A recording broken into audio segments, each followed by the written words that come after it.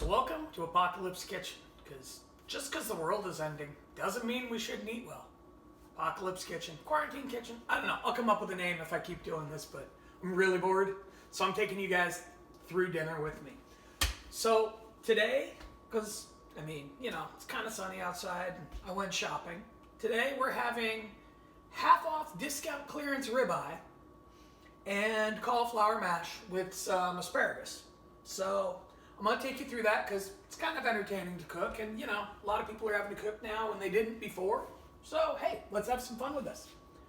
So I'll probably regroup later with my GoPro, but for now, I'm doing this on the cell phone because, well, GoPros are hard. So we have asparagus for later. I have a food processor, full of cauliflower, and we're going to rice that cauliflower. So we're going to break it down really small, and it makes a mashed potato-like consistency when you cook it up. And frankly, I like it more than mashed potatoes, which is kind of why I'm using it now instead of the actual potatoes I could have bought today. So what we want to do, we want to take it, make sure this thing is set to chop, and we're just going to pulse this down. Wobble there, and we're going to break it. There we go.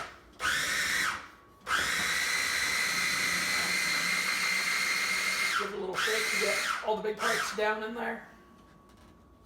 When that doesn't work, of course, we open it up and make sure the big parts get down by the blades.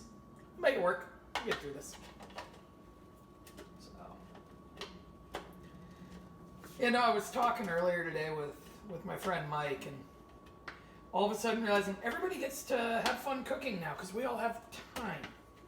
And that's a really different place to be for a lot of us, myself included, because I was always, as much as I like cooking, I was always kind of too lazy to do it because I had work to do, right? So, but now, saving 2 hours a day on my commute, so now's the perfect time to do this. So, alright, so we've got all these riced up cauliflower, and I'll bring it in for a close-up here in a sec, so you can kind of see what we're working with here.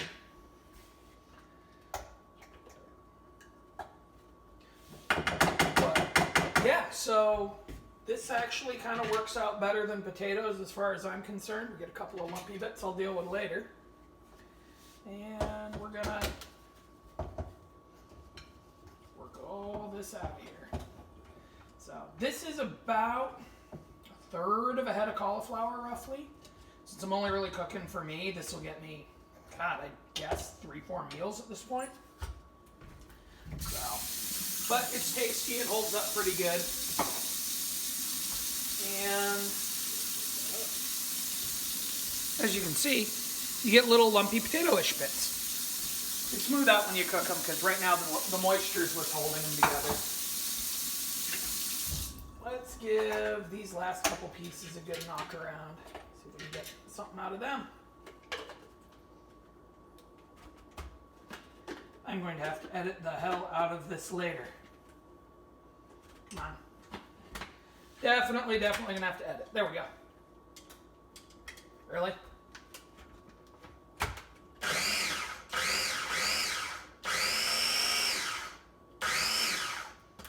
There we go. That was a whole lot of work for not a lot of output. So I'm going to leave that guy there because he's going to get rinsed up and cleaned here. So now we've got our potatoes here. And we're going to take a little bit of butter, take a little bit of garlic. Normally I would actually do the garlic and the butter first, but I was distracted and screwing around with this, so that didn't happen. So we're going to take about tablespoonish of butter, a little end knob here. I'm going to drop that in there. Put some, half and half, because can't bring myself to do the full cream thing. And we're going to put in enough to loosen that up. Maybe a little more, because we're going to boil it off anyway. So, And our friend the squeeze garlic. So we're gonna give about, what do you think? 3 cloves? Okay, 4. So throw that guy back in the fridge. My little extra butter can go in there as well for now. The people who said clean as you go were right. The longer you hold off, the worse off you are. Gotta keep putting things away while you're going. So, and then just a little pinch in here. I keep a jar of this around. Something I started doing when I was making briskets. It is 50-50 by weight, salt and pepper. So it kind of suits that. Just give me a pinch of something without having to keep 2 pinch bowls out. But, just about meh. We'll taste more later. And then what we're going to do is we're just going to give this... do I have any plastic tongs here? No, I don't. Alright, again, this will get edited out later. So there. That's where my plastic tongs are. Come on. Let me see if I can see. There we go. Okay. Maybe I'll leave this in because this is entertaining and silly because none of us have it worked out from the start. So what I'm doing here is I'm just kind of blending everything together. And then this is in a pretty good spot. Kind of already looks like mashed potatoes, right? And what we're going to do is we're going to put it over here on the stove, which you can't see.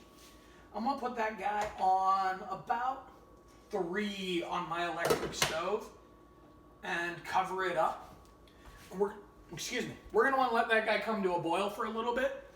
So actually maybe even, perhaps a 5. When it comes to a boil, knock it back down to a 3. And we're just going to let it simmer there with the lid on for probably 30 minutes or so. So in the meantime, because this is going to take a little while, I'm going to prep these guys. I'm going to start the oven heating. But these are probably only going to take about 20 minutes to cook. That's going to take about another 10 minutes.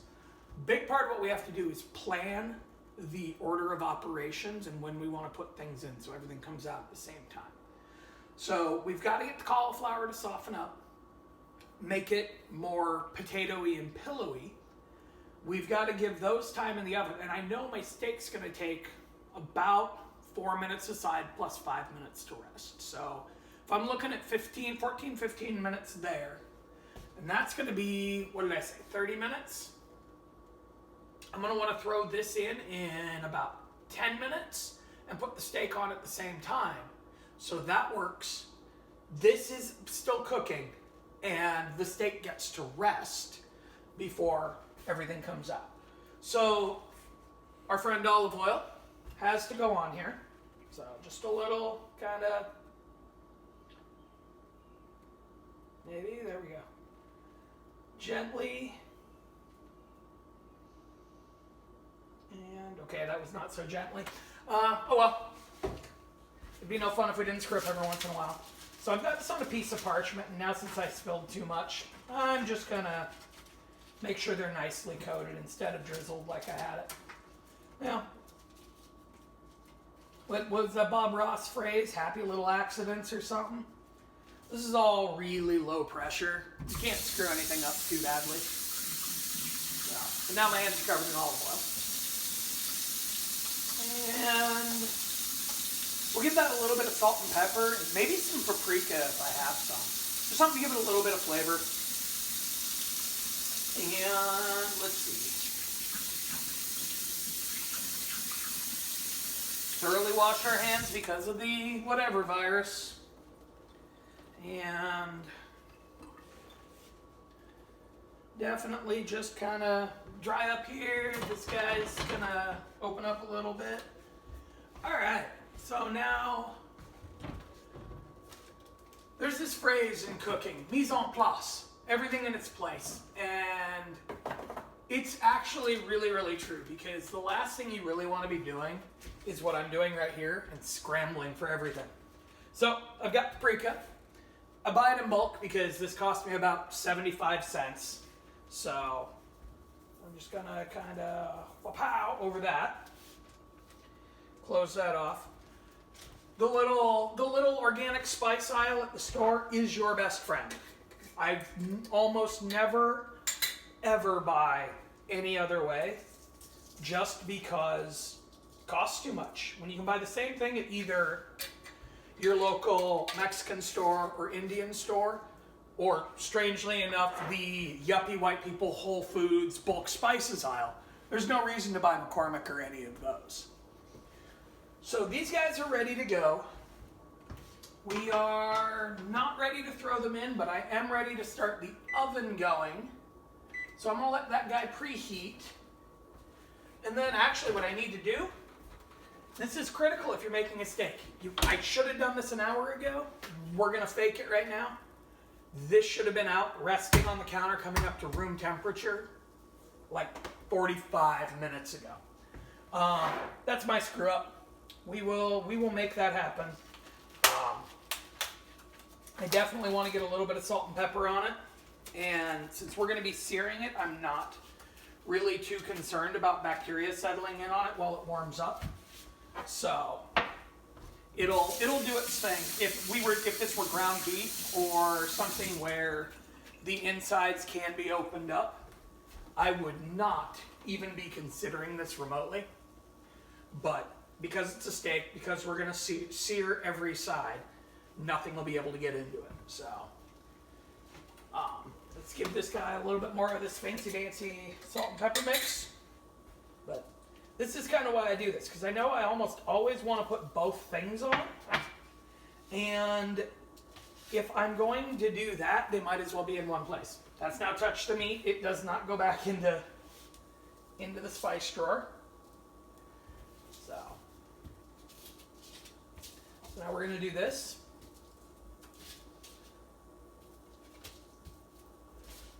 We're going to let that go. I'm going to wash my hands one more time here. And then there's kind of nothing to do for about 5 minutes. And, well, I don't have that much to talk about because it turns out I've been home for 4 weeks. So, yeah. I'm going to do a little bit of cleaning. And you can rejoin me after, I guess we'll call it the break. I'm going to let the potatoes cook for about another 5 minutes. I'm going to throw the asparagus in. And you can rejoin me as soon as we're making steak. All right, welcome back. So it's been about 10 minutes, 15 minutes, and the potatoes are bubbling away. And the closest thing I can compare them when they're cooking to is if you ever made dehydrated potatoes when those were still a thing, they kind of cook up like dehydrated mashed potatoes. So it's going pretty good. I took the lid off on purpose. It's bubbling pretty heavy right now. I want it to cook off some of that water. I want it to thicken up. So right now we're going to let it cook like this. Take about 15 more minutes and let that happen. The oven is preheated. So I'm going to take my asparagus and I'm going to throw them in the oven. And we're going to set a timer for 15 minutes.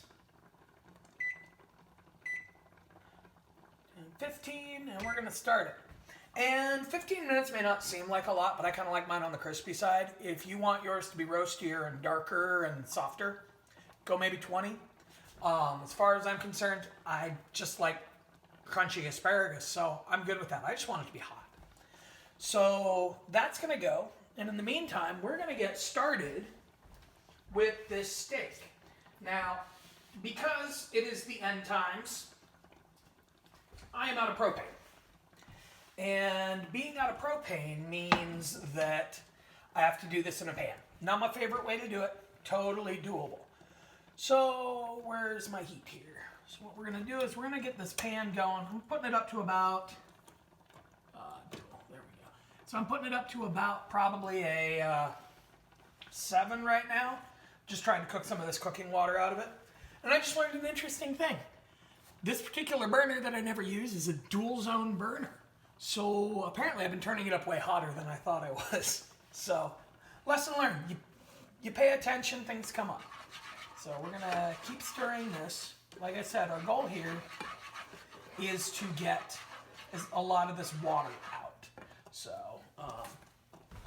you can hear it bubbling. The temperature's actually pretty low on it right now, but it's just giving her right now. So Maybe I'll knock it down a little bit more.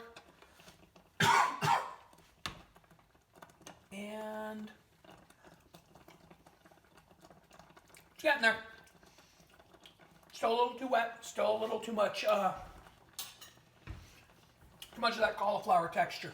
Needs more salt and pepper. Actually, no, just needs more salt.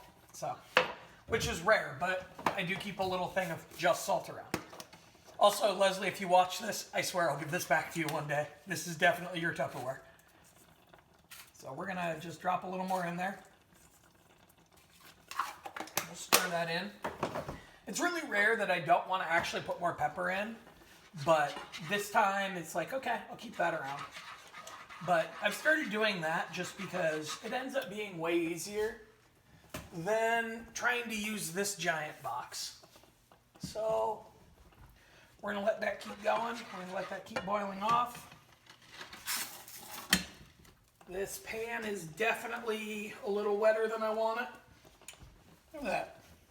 Dual zone. Wow, I just thought it was a fancy design. So I got to find a lid for this. And the key with this is I know this is going to be a smoke show. Because we're doing a sear here, you really can't help it. So the best thing you can do is do it outside, but if you can't do it outside, at least make sure you have a really good vent fan. So we're gonna put that back there and you get to go in the washer. So this is getting pretty hot. And I think we're at about 11 minutes left on those guys, so it's about time to start this. Using avocado oil, higher smoke point than olive oil. So if you have it, use it. If you don't, use olive oil. It's just going to smoke harder.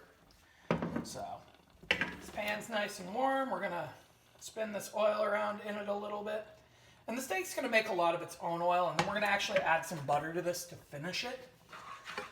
So as it goes, this just needs to not catch on fire. So where are we at? So this is heating, still not up to where I want it. We're gonna wait for that oil to get nice and hot. Whoa, okay, and apparently the asparagus, yep, pan warped. So we're gonna let that go, and we starting to get a shimmer on this oil. So the key is to make it look really quick on the cooking shows, but you want to wait till, well, one, you don't want to stick your face this close to it, but you want to wait till you see a little bit of shimmer on the oil, and excuse me, and then you want to just, once you get that and you know the oil's nice and hot, then you're going to drop everything in it and you're going to get a nice sear on it. We're going to pretty much instantly cover it up just to hold that smoke in, because the meat's just going to go crazy.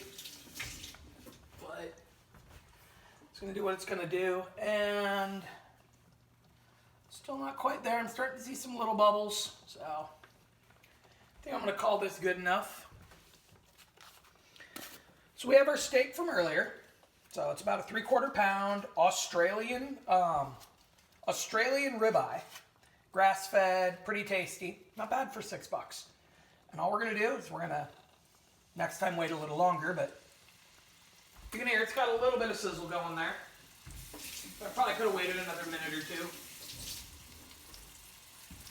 And we're gonna let that guy go. And here's the critical thing I've learned: do not touch it.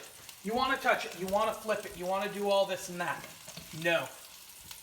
You want to build up a good sear and a good crust on that side first and foremost. So let that go. We're at 9 minutes now. I'm actually going to let it go for probably a solid 4 minutes.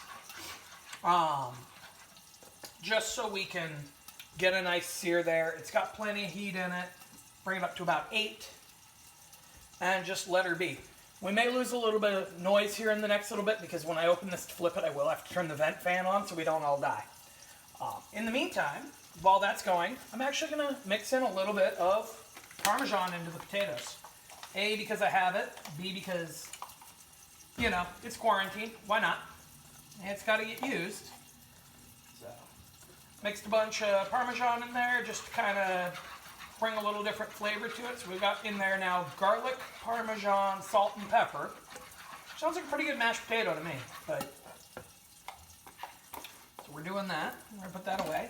And then I guess in the meantime, I'm gonna start building a salad. So we got a little bit of arugula. I have, what do I have in here that we can use? Maybe some, a little bit of onion, a little bit of peppers. So I'm going to be working a little outside the camera view here right now, but we'll make this happen. So during the commercial break, I actually went through and sanitized and cleaned this other countertop. So it's been Cloroxed, it's been wiped up. It's good to go. This would be way easier if I had more cameras. Or, you know, a tripod or something like that.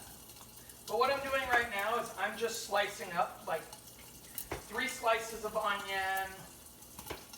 1, 2, 3, 4, 5, 6, 7, 8 slices of yellow pepper, because it's what I have, right? And I'm going to grab a mushroom, because it's here, it's got to get used. It's kind of what I'm learning about the quarantine. All the food gets cooked. None of this, I don't feel like eating it. It's going to go bad if you don't eat it, and it costs a lot of money. And suddenly I sound like my parents. No, we're not going to McDonald's. We got perfectly good hamburgers at home. So, at this point, what I'm going to do is, I've got my baby arugula from the grocery store. It's probably not the cheapest way to buy it, but it works really well for me, just because it's already washed, already cleaned, just ready to go, and I don't have to have a bunch of it sitting as a, whatchamacallit, it's like just ahead of something in the drawer. This acts as kind of a little baby crisper drawer. It works pretty well. So we have our arugula, or as I've learned, people call it rocket. Okay.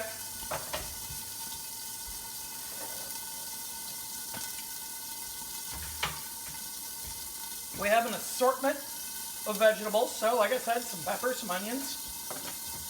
And we're going back to the salt and pepper, because there's one thing I know, it's that people who don't salt their lettuce are wrong. So, this gets a little bit of salt. The arugula is already pretty peppery, so I'm kind of doubling down on that, but we're going to do it anyway. Real simple dressing. Just drizzle of olive oil, maybe 2 drizzles. And normally I'd have regular old balsamic vinegar, but I'm out of it right now, so I'm going to use this balsamic glaze, which is basically just a boiled down version of balsamic vinegar. So we're just going to give it a quick whomp over the top. Be gentle with it. It is way less healthy than regular balsamic vinegar, because it's basically, it's the sugar cereal of salad toppings. So that's the wrong lid. So now, because I came up eating Wendy's salads when those were still a thing, all you do is shake it all together, right? Close the top, shake it, bam, you got salad going. All right, so now we see the steaks ready to go. I'm going to turn the vent fan on to high, and all I'm going to do is hopefully aim most of the smoke there. And as you can see, I let it go until we had a good sear there. And now I'm going to flip it. And I'm going to let it go about another, probably 2 minutes, 3 minutes. And then I'm going to turn the heat down. And then we're going to butter baste it. So as you can see, the cauliflower mash is coming together. It's actually really starting to look like mashed potatoes. So we're going to let that keep going. Let that keep cooking off some moisture. We're going to let this do its thing, and we're going to find little bit of butter. Normally you'd do this with like butter and rosemary or something like that. Because it's quarantine and I don't have any rosemary, I don't know what we can put in here. I got some dill. That doesn't seem right. Taco seasoning, turmeric. This is why everybody yells mise en place. I should have had this figured out before I started. Got some more dill, got garlic. Alright. Actually, that'll work. Now we have this ripping hot pan. We're going to have some garlic, we're going to have some butter. So it wasn't quite what I wanted to do, but we adapt, we overcome, we improvise. And alright. So we've got these ready to go as soon as we're ready to deal with the steak. We're about 2 minutes away from the asparagus beeping. You know what? Let's give that a little spin. Kind of come up with a nice little glaze here.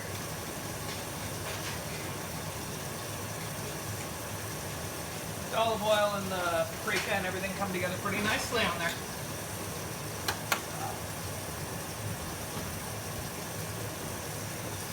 Normally I wouldn't commingle things like that, but it's all hot. If I worked in the kitchen, I'd be in trouble, but I don't. So, hot asparagus, hot steak, will make this work out. Alright, so we come back here with a spoon. We need a spoon for this next part. That keep bubbling. And alright, so now we're going to do this again. And we should have a pretty good crust going on the other side. We do.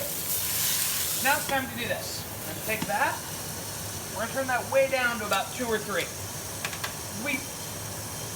We're going to spend the next couple of minutes with some butter, some garlic. We're going to vent that to the fan side. And now we're just going to drop that in there. And we're going to drop a little bit of garlic on top of that. Probably more than I needed. And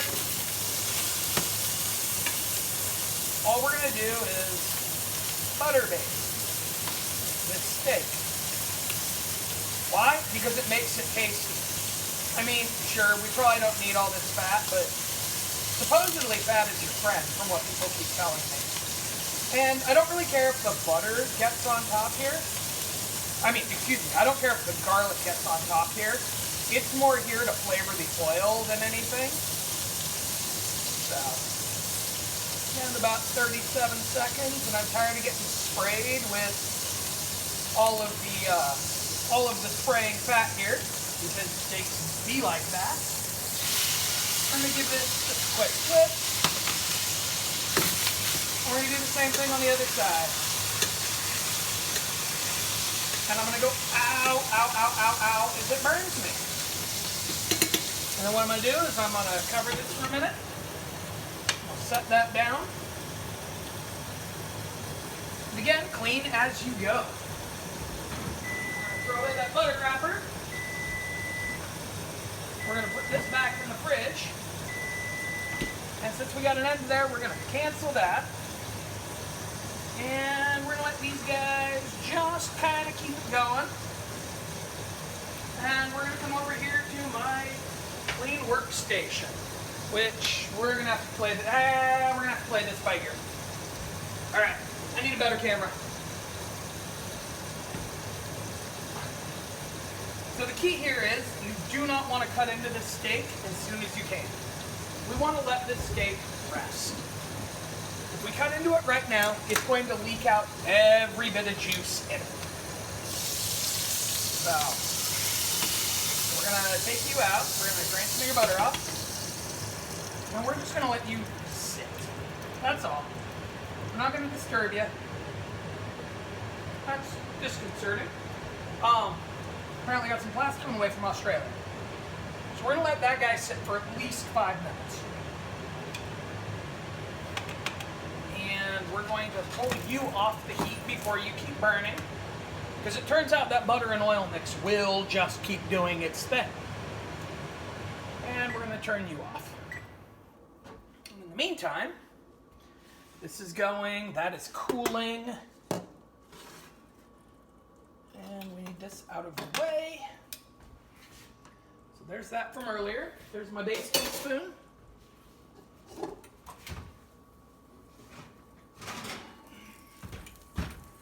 Probably remember to turn that off. And we have some toasted asparagus. So I'm going to try one just for fun. Very, very hot. Very cooked. Definitely cooked. All right. So at this point, it's got about another 4 minutes to sit. I can still hear all the oil and everything coming off of it. So I'm going to put you on pause again, take you to commercial break. When we come back, we're back at the original station plating this up. And we're back. So it's been a few minutes. And while you guys were gone, I remembered I forgot to do one thing. Again, mise en place. I forgot to cut up the chives to put on top of the mashed veg. So I've done that. That's waiting. In the meantime, this has only got another minute or so to cool. Let that do its thing. So we've got our plate. We've got our salad, which is quite a substantial amount of salad now that I look at it. Didn't seem that big before, but, you know, half your plate should be vegetables, if not 3/4, right? So that'll work. We're gonna this. We don't need to splash water on that beautiful steak there. And following all the proper hand washing guidance of the apocalypse. We do that. And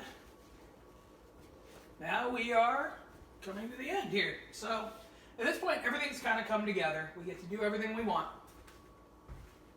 And I'm going to find a small serving spoon. This will do for the mashed veg. So they're right here. They look like lumpy mashed potatoes. If I hadn't cooked them quite so far, they would actually look. You could leave them creamier. I prefer a little bit of texture. So for me, this is kind of how I wanted it. We're gonna do this because it's just cauliflower, right? It won't hurt me. And then we're gonna desangle it because now we have some asparagus, asparagus, asparagus. I don't know. I think that's what it said on the label. Either way. So it's got all these different things. So we've got veg, we've got this, and now it's time to cut into the steak. Oh, right. Also, because you got to have chives on the veg always. So now, every time, it's not optional. Sharpen the knife. It's quite the manly pink knife. Don't care. It's awesome. I likes it. Much like Bacardi and Cola, it gets the job done. So, you give it a quick hone. Everybody's a winner. Just in case. Do we give it a... Now it's time to see what we got here. You better stop.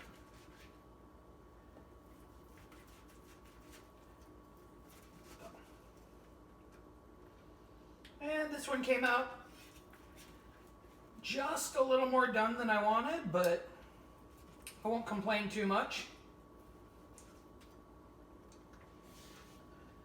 I was aiming for medium rare and I hit medium, but this is kind of why I like cooking on the grill a little more. And honestly, there's still plenty of juice there. So this doesn't feel like a lost cause to me. It's still plenty moist, flavorful,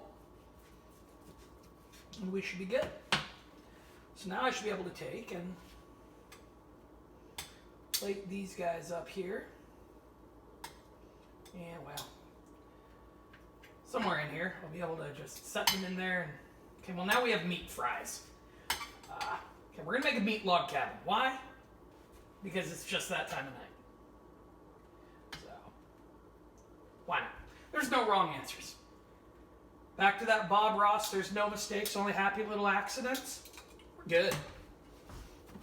And then just because I'm feeling like I should, we're going to clean up all that excess juice around the edge like we're a fancy professional restaurant or something. And there we go. Because we're in quarantine, it doesn't matter that that took us an hour to do. We have a delicious plate full of food. So we'll see if I do this again. This just seemed like a good way to blow some time. I'd really love to see other people who are stuck at home in quarantine doing this too, just so I can have good ideas for things to cook, because you only cook the same thing so many times. So yeah, if you're bored, blue tape your cell phone up to your cabinets like I did, and show me what you're working with. Have fun, guys.